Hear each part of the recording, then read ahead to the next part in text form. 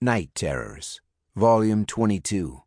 Written by Jack Neil Waddell, Nina Waxman, Clarence Carter, Matthew R. Davis and Roger Davis, Craig Crawford, Kat Sokol, P.D. Williams, Margaret Eve, D.C. Marcus, Adam Vine, Madeline Jacobson, Justin Boot, Justin Moritz, Ron Ripley, and Kevin Saito.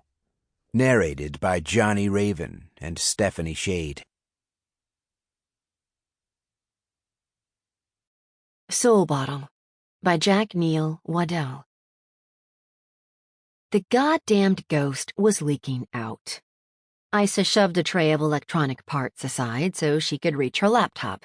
Psychoplasmic flux was high in the fifth octant, all the way across the living room. At this rate, she had 4 minutes to collect a viable spirit before it escaped out into the atmosphere. She shoved her laptop back into the compartment on the back of her wheelchair and rolled across the carpet. It was so thick that it was like scooting across a beach. She could see from here that the blue light that should have been shining in the fifth octant's plasma reflector was out.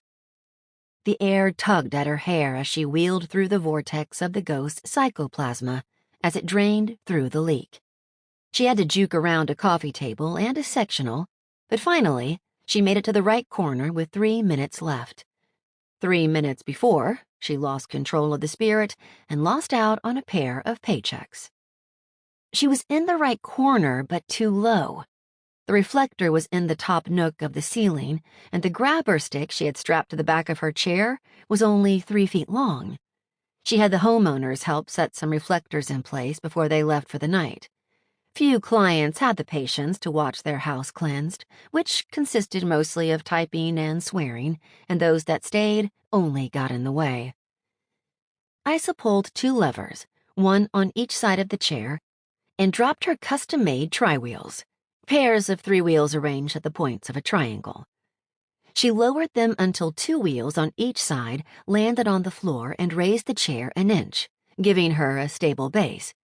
She belted herself in, shin, thigh, waist, and belly, and pulled more levers, then cranked on the main wheels. Gradually, the chair lifted her into an upright position. She yanked the grabber and reached toward the reflector. She missed. She was a couple of inches short.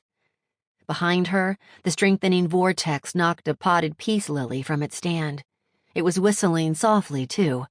The flux must be increasing.